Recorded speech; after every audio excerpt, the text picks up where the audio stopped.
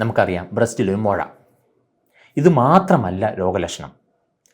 നമ്മുടെ നെഞ്ചും കൂടം, chest wall, അല്ലെങ്കിൽ ബ്രസ്റ്റ്, അല്ലെങ്കിൽ കഷം, ആംപിറ്റ്, ഇവിടെ ഉണ്ടാകുന്ന തിക്നെസ്സും ഇതിൻ്റെ ലക്ഷണങ്ങളാകാം.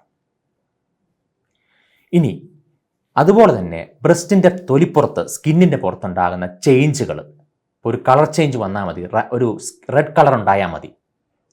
ഇനി അതുപോലെ പ്യൂഡി ഓറഞ്ച് കളർ എന്ന് പറഞ്ഞാൽ ഓറഞ്ചിൻ്റെ തൊലി പോലെ ഇരിക്കും, ഡിംപിളിംഗ് ആയിട്ട്.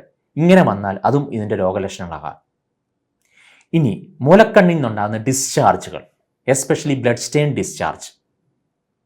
ഇനി മുലക്കണ്ണിൻ്റെ ഷേപ്പോ സൈസോ അതിൻ്റെ പൊസിഷനോ മാറുക. മുലക്കണ്ണ് അങ്ങോട്ട് ചെരിഞ്ഞിരിക്കുന്നു, ഇങ്ങോട്ട് ചെരിഞ്ഞിരിക്കുന്നു, അല്ലെങ്കിൽ റിട്രാക്ഷൻ ഉണ്ടാകുക എന്ന് പറഞ്ഞാൽ അകത്തേക്ക് വലിഞ്ഞിരിക്കുക. കൺജെൻറ്റലായിട്ട് മുലക്കണ്ണ് ചിലരുടെ അകത്തായിരിക്കും, ജന്മന ഉണ്ടാകും. പക്ഷെ അതല്ല, റീസെൻ്റായിട്ട് മുലക്കണ്ണ് റിട്രാക്ട് ചെയ്താൽ അതും ഇതിൻ്റെ കാരണമാകാം. ഇനി ഈ മുലക്കണ്ണിൻ്റെ ചുറ്റും ചെറിയ അൾസറേഷൻ വരിക, സ്കെയിലി ലീഷൻസ് വരിക. പല സ്ത്രീകളും അത് ഫംഗൽ ഇൻഫെക്ഷൻ എന്ന് പറഞ്ഞ് നടക്കും.